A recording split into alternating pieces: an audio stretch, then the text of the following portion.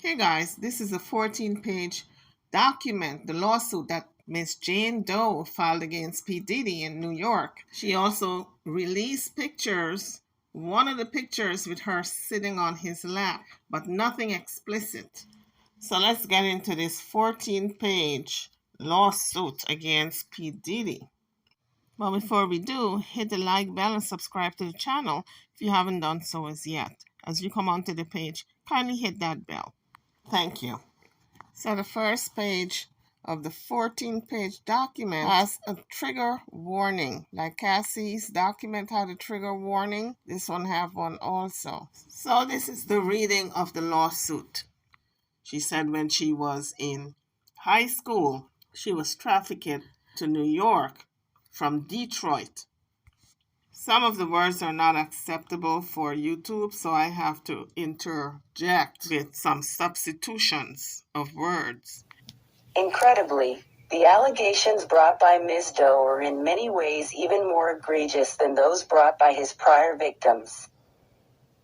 6. Specifically, in 2003, when she was only 17 years old and in the 11th grade, Ms. Doe She was essayed, she was ganged, the R word, and she was trafficked by Mr. Combs, Mr. Pierre, and the third assailant. In short, when she was just a teenager, Ms. Doe met Mr. Pierre and the third assailant in a lounge in the Detroit, Michigan area. While at the lounge, Mr. Pierre insisted that he was best friends with Mr. Combs, and even called Mr. Combs with Ms. Doe. So allegedly a phone call was made where Diddy spoke with Miss Doe, and the person who made the call was Harv Pierre. Mr. Combs convinced Ms. Doe, who was half his age at the time, to accompany Mr. Pierre and the third assailant on a private jet to come to his studio in New York City. Before they left for the private jet, Mr. Pierre smoked crack cocaine in a bathroom at the lounge, in which he also S.A. Ms. Doe by forcing her to give him oral. The S word.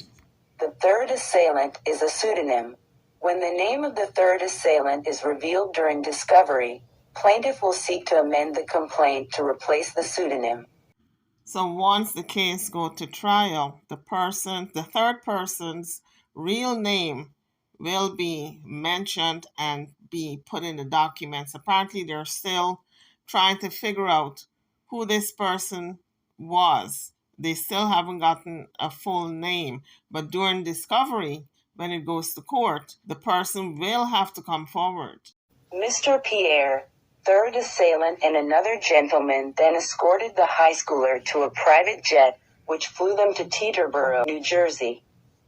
There were SUVs awaiting the group at Teterboro, and the four of them were driven to Daddy's House Recording Studio, a studio famously owned and operated by Mr. Combs and Bad Boy.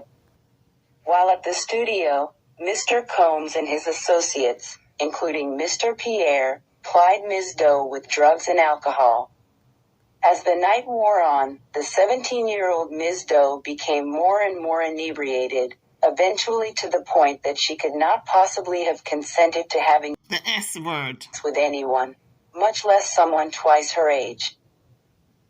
While at the studio, Ms. Doe was ganged the R word by Mr. Combs, the third assailant, and Mr. Pierre, in that order. While Mr. Combs was the R word Ms. Doe, he complained that he could not get off unless she pinched his nipples as hard as she could. Mr. Combs then watched on his third assailant, who Ms. Doe had not even realized had begun to have the S word with her, the R word Ms. Doe as she told him to stop. After third assailant was finished, Mr. Pierre took his turn the R word Ms. Doe and then violently forced her to give him oral. The S word. The description is very explicit, but pretty much you guys get it. She was gagging, trying to breathe. She was on the floor, curled up in a fetal position, and that's the most I can say. It's very explicit. Anna was in pain. Finally, after a period of time, Ms. Doe regained her bearings. However, She could barely stand up following the gang R word. and had to be helped to walk out of the building and back into a car. She was taken back to an airport and flown back to Michigan. However, she has very limited recollection of her transport home and only remembers being in her car sometime early in the morning. So allegedly, she was inebriated. She couldn't even remember getting back home, being back on that plane and being flown back home. Let's continue. 7. Unlike many victims who have come forward after decades, Ms. Doe can prove that she not only met Mr. Combs on the night in question, but was in his studio in New York City with him on that night. Remember, when viewing these, Ms. Doe was 17 years old. This is all alleged, folks, because it's not been proven in a court of laws yet. But at the time she was 17, he was, I believe, 35. Then he flew her out to New York, essayed her, flew her back to Detroit. So it's some serious allegations. And then she says there were 2 other people involved. So that's gang SA. So she says for 20 years she's been living with this nightmare and she suffered emotional distress as a result. She also says in the lawsuit that it has impacted every aspect of her life. She also says because of Cassie coming forward and other women, it has boosted her courage to also come forward. 10. The court has jurisdiction over this matter pursuant to 28 U.S.C. Section 1332, as this action involves citizens of different states and the amount in controversy in this matter exceeds $75,000. Plaintiff Jane Doe is a citizen of Canada. 13. Defendant Sean Combs is a citizen of the state of California. 14. Defendant Harve Pierre is a citizen of the state of New York. 15. Defendant the third assailant is, upon information and belief, a citizen of the state of New York. 16. Defendant Daddy's House Recordings, Inc. Daddy's House is a music, media, and entertainment company founded and owned by defendant Sean Combs. So Daddy's House is the place where it happened in New York. Apparently, Sean P. Diddy have a studio there in New York, and that's where she was taken. Case 123 CV 10628 Document 1 filed the 6th of December 23 page 6 of 14. Incorporated and headquartered in New York, New York. During the relevant time period, Daddy's House and where Sean Combs owned and operated the Daddy's House recording studio wherein Ms. Doe was The R word. by Mr. Combs, Mr. Pierre and third assailant. 17. Defendant Bad Boy Entertainment Holdings, Inc. Bad Boy is a music, media, and entertainment company founded and owned by defendant Sean Combs. Bad Boy is incorporated and headquartered in New York, New York. During the relevant time period, Bad Boy and or Sean Combs owned and operated the Daddy's House recording studio wherein Ms. Doe was The R word. by Mr. Combs, Mr. Pierre and third assailant. In 2003, Ms. Doe was a 17-year-old 11th grader residing in a suburb of Detroit, Michigan. At the time, Mr. Combs was 34 years old, twice the age of Ms. Doe, and one of the most well-known and influential music artists of all time. 20. A decade earlier, Mr. Combs founded Bad Boy and installed his longtime friend, Mr. Pierre, into the role of president. 21. At the time, Mr. Combs had many connections to Michigan, including, among others, to the Black Mafia family, BMF, a drug trafficking and money laundering organization that is rumored to have seeded Bad Boy. Accordingly, upon information and belief, Mr. Combs' associates, including Mr. Pierre and the third assailant, spent significant time in and around Detroit, Michigan. 22. On one evening between the spring and fall of 2003, Ms. Doe was out with friends. It was not uncommon for her and her friends to frequent bars and lounges in the Detroit area. Certain of Ms. Doe's friends were well connected with people in the music industry. 23. On the evening in question, Ms. Doe was with friends in a lounge when she was approached by who she later learned was Mr. Pierre.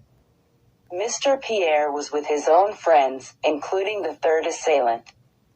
Mr. Pierre, the third assailant, and their friends were dressed in suits. 24. Mr. Pierre repeatedly complimented Ms. Doe's appearance, saying that she was hot, among other things. He then began talking about his self-described best friend and brother, Mr. Combs. 25. Specifically, Mr. Pierre continually stated that Mr. Combs would love to meet Ms. Doe. 26. Mr. Pierre even called Mr. Combs and put Ms. Doe on the line. Mr. Combs told Ms. Doe that he would love to meet her, and that she should accompany Mr. Pierre to New York City in a private jet. 27. Shortly thereafter, Mr. Pierre directed Ms. Doe to go with him into the bathroom at the lounge. Once inside the bathroom, Mr. Pierre began to smoke crack cocaine from what appeared to be an aluminum can. 28. After he finished smoking crack, Mr. Pierre suddenly took out his demanded that Ms. Doe, The P word. and forced Ms. Doe's head down to perform The S word. on him. 29. After S-A. Doe, Mr. Pierre directed her to accompany him, the third assailant and a third member of their group, to an airport in Pontiac, Michigan, where Signature, a fixed-base operator, had prepared a private jet to take the four of them to New York City. 30. Upon information and belief, the private jet landed at Teterboro Airport. Upon departing the jet, 2 black SUVs were awaiting the group. 31. Ms. Doe got into an SUV with Mr. Pierre, and the third assailant and the other member of the group went in the second SUV. 32. The SUVs brought the group to Daddy's House Recording Studio, a recording studio and hangout owned and operated by Mr. Combs and Bad Boy. 33. When Ms. Doe arrived, she was escorted into the building, where she distinctly remembers seeing a sign for the company, Technicolor. 34. Upon entering the studio, Ms. Doe first encountered Mr. Combs. At the time she arrived, a female recording artist was using the studio as Mr. Combs and her parents watched on. She finished up shortly after Ms. Doe arrived and left. 35. While still in the studio section of Daddy's house, Mr. Combs asked Ms. Doe to sit on his lap to take a picture. A copy of the photograph is below. 36. Mr. Combs, Mr. Pierre, and the third assailant began to ply Ms. Doe. They were giving her excessive amounts of drugs and alcohol, and she was only 17 years old.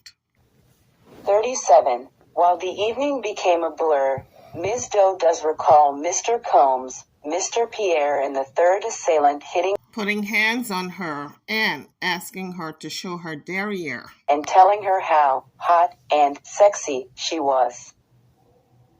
38. Various other pictures were taken in the studio that night, leaving no doubt that Ms. Doe was in Mr. Combs' New York City studio with Mr. Combs on the night she was. R word.